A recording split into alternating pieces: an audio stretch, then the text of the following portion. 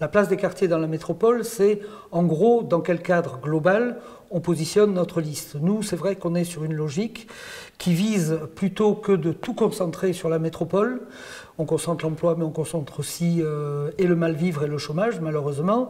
Donc on est pour une démarche qui vise beaucoup plus à ce qu'à l'intérieur de chaque quartier, on fasse en sorte qu'il y ait des emplois à proximité, qu'il y ait des commerces à proximité, qu'il y ait des structures de rencontres à proximité. Et on est dans cette logique de la métropole. C'est pas pour rien qu'on refuse la loi de métropolisation telle qu'elle a été faite, non pas qu'on soit contre toute logique de loi sur le sujet, mais là on se rend compte qu'on éloigne les citoyens des structures de décision et que quelque part, eh bien, quand le plus d'une petite commune va être défini par l'ensemble des communes de la métropole, on va bien voir qu'il ne va pas rester grand-chose de la démocratie à l'intérieur de cette commune comme à l'intérieur de n'importe quel des quartiers composant la métropole. Nous, notre vision globale, c'est que Toulouse, qui est une ville qui s'est densifiée à l'horizontale, contrairement à tout un tas d'autres villes, parce qu'on a à peu près la même surface que Paris et on a 5 fois moins d'habitants.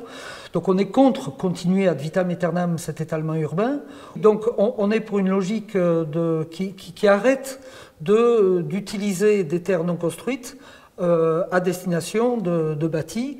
Donc l'organisation d'aménagement et de programmation, il y en a une multitude sur l'espace toulousain et on se rend compte que le peu de surfaces qui ne sont pas encore construites vont devenir des surfaces constructibles.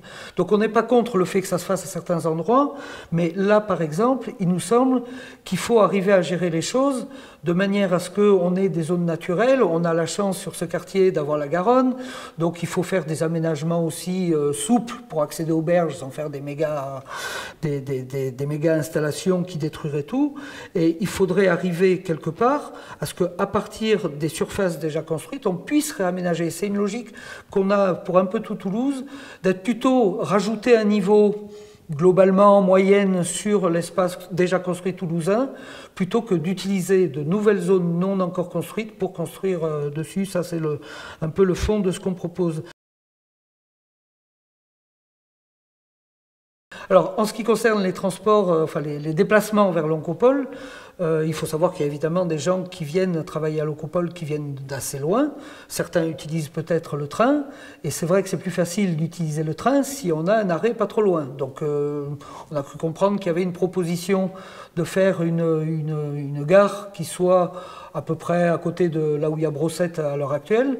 Bon, c'est quelque chose qui nous semble pas inintéressant. Reste après, soit avoir des vélos Toulouse, soit prendre les lignes de bus qui passent de cet endroit jusqu'à Oncopole, soit pour ceux qui sont partants faire de la marche à pied. Bon, il y a plusieurs possibilités, sachant que Oncopole est relativement bien desservi, mais c'est vrai que pour les personnes qui viennent de loin, le fait de pouvoir mettre une gare à ce niveau-là serait un atout assez positif.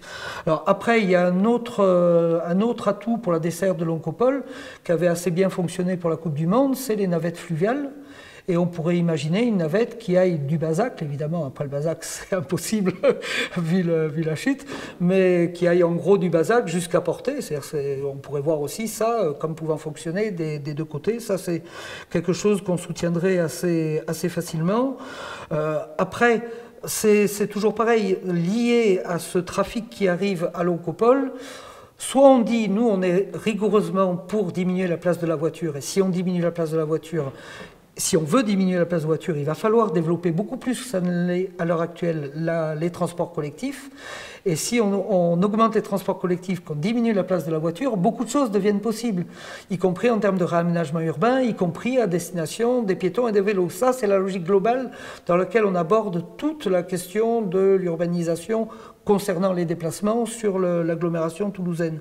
Donc c'est vrai qu'il faut voir aussi qu'est-ce qu'on fait de ces flux entrant à Toulouse par la route d'Espagne et l'avenue de Muret, ou la route de Seyss et l'avenue de Muret, parce que c'est un flux qui est quand même très important. Donc bien évidemment, il y a une logique à proposer en termes de transport collectif, mais il y a aussi autre chose à prendre en compte en termes de déplacement, c'est est-ce que oui ou non on répond positivement à une demande qui semble voir le jour en disant mais pourquoi à Langlade on peut rentrer et sortir soit pour aller vers Rangueil, soit en venant de Rangueil, et qu'on ne peut pas faire la même chose en venant de Blagnac ou par la Rocade Ouest, quoi. Alors nous, notre position aujourd'hui, elle est de dire on ne peut pas demander tout et l'inverse de tout. Et apprendre, on préférerait beaucoup développer la partie gare SNCF, que c'est comme notre opposition à la troisième rocade que propose M. Moudenc, la troisième voie de métro et la deuxième rocade, toute rocade supplémentaire, mais des fois les élus ont du mal à s'en rendre compte, ça amène un transit voiture supplémentaire. Donc un accès à la rocade, ça fera aussi le même effet. Donc nous, il n'y a pas photo, on préfère 1000 fois développer les transports collectifs, notamment si c'est quelque chose qui correspond à un besoin ressenti par la population du coin, ou la population qui serait susceptible, même si elle n'habite pas le coin, d'être intéressée par ça, la station de SNCF, plutôt qu'une nouvelle entrée et sortie sur la rocade. Nous, on voit toujours les choses de manière globale. On dit, le stationnement, il faut d'abord trouver la question des riverains. Par exemple, sur le Capitole, ce n'est pas le quartier, mais on propose que le Capitole soit affecté exclusivement aux riverains. C'est-à-dire qu'il n'y aura plus un trafic qui viendra pour se garer là, ça sera juste les gens qui habitent là qui pourront avoir ça. Bon. Donc après, on n'a pas la solution pour chaque quartier de savoir où ça devra être fait, si c'est en hauteur, si c'est en sous-sol, mais bon, sur le principe, on est sur cette logique-là. La deuxième chose, c'est que si on peut supprimer avec une démarche qui fait qu'il n'y a plus besoin d'autant de stationnement parce que les transports collectifs sont bien faits, qu'on peut se déplacer en vélo sans risque quand il y a quelqu'un qui ouvre la porte de sa voiture de se prendre la porte en pleine poire. Bon, il y a tout un tas de choses qui permettent de revisiter les choses différemment. Moi, je pense que sur l'avenue de Muret, et ça on le pense sur beaucoup de quartiers, ce qui a été fait à Balma n'est pas inintéressant. Alors à Balma, ils avaient énormément de place, mais c'est l'histoire de la troisième voie. C'est-à-dire faire une voie qui soit utilisable par les transports collectifs, côté là où on arrive au feu, et ça permet que les transports collectifs gagnent beaucoup de temps sur le transport en voiture, ce qui est un facteur supplémentaire pour pousser les gens à prendre les transports collectifs parce qu'ils se rendent compte qu'ils vont plus vite qu'en voiture. Donc voilà.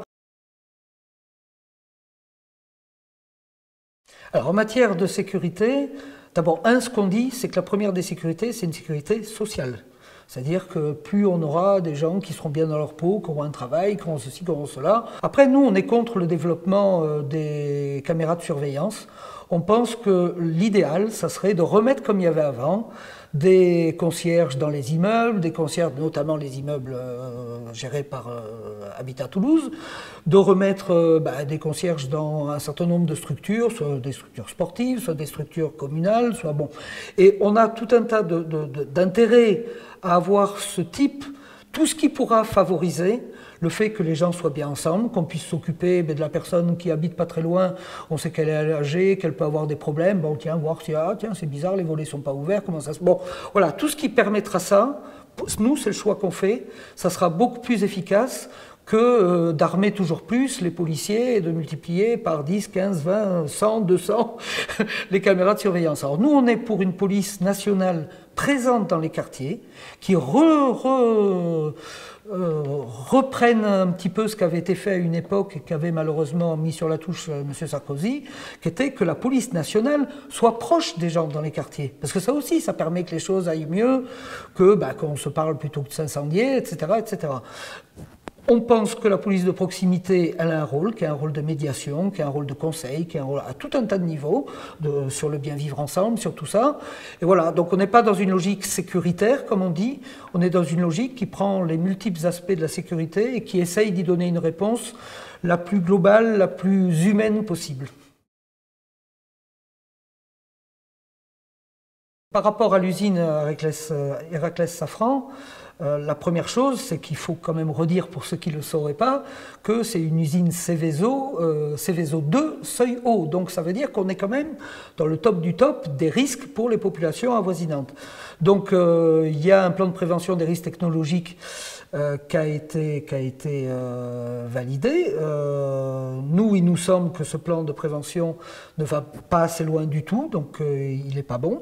Et que quelque part, il y a deux solutions qui sont proposées. Soit on dit on maintient le risque à l'intérieur de l'usine, soit on dit on prend en compte les possibilités, si par exemple, puisque c'est le perchlorate d'ammonium qui est la source principale de danger, si le ballon de perchlorate il explose, qu'est-ce que ça va faire? Et là on se rendra vite compte que ce n'est pas quelques centaines de mètres, ça sera quelques kilomètres, au même titre que quand il y a eu l'explosion d'AZF, il a fallu attendre des mois et des mois après pour qu'on apprenne qu'en fait, la zone à risque y compris à risque létal, c'est-à-dire avec danger de mort, était à 10 km pour le phosgène de la SNPE. Donc voilà, on est quand même dans des logiques où on ne peut pas accepter que des populations avoisinantes soient soumises à un risque tel que celui-là.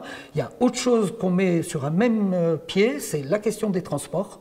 Parce que ces produits sont hyper dangereux, font des centaines de kilomètres en France et après des milliers de kilomètres, soit sur la mer, soit par avion, j'en sais pas trop rien, mais pour arriver là où ils sont utilisés. Et il y a la question des productions. C'est-à-dire qu'on ne produit pas que le carburant pour Ariane, on produit aussi les carburants pour les missiles militaires nucléaires.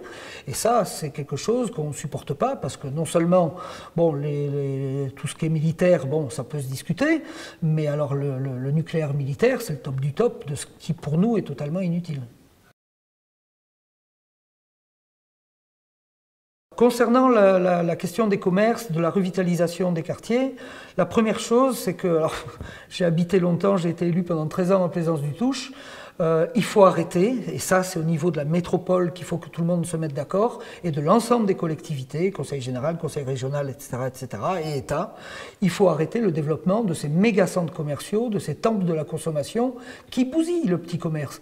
Et le petit commerce, eh bien, c'est aussi les endroits, encore une fois, quand on va chercher son pain, ses fruits, ses légumes, son journal, eh bien, où on se rencontre, où on échange. Et ça, c'est quelque chose qui est absolument important. Donc, sur la question des commerces, c'est important aussi pour pouvoir aller faire ses courses sur place, qu'on soit bien quand on va faire. Donc on reprend la question qu'il y ait moins de voitures, qu'on puisse y aller tranquillement à vélo ou à pied avec les enfants, avec la poussette sans risquer de passer des bordures de trottoir infranchissables, etc., etc.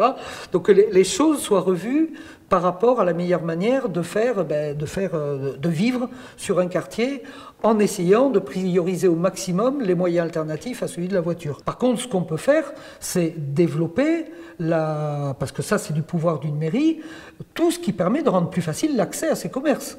Donc, y compris quand on fait en sorte que les gens qui sont un petit peu loin des commerces mais qui habitent quand même dans le quartier puissent y accéder facilement, c'est des choses qui permettent et de faire vivre ces commerces et d'empêcher que les personnes prennent la bagnole pour aller à Carrefour, à Leclerc ou à Auchan ou à je sais pas trop où. Donc là-dessus on peut jouer, sur les modes d'accès au commerce on peut jouer.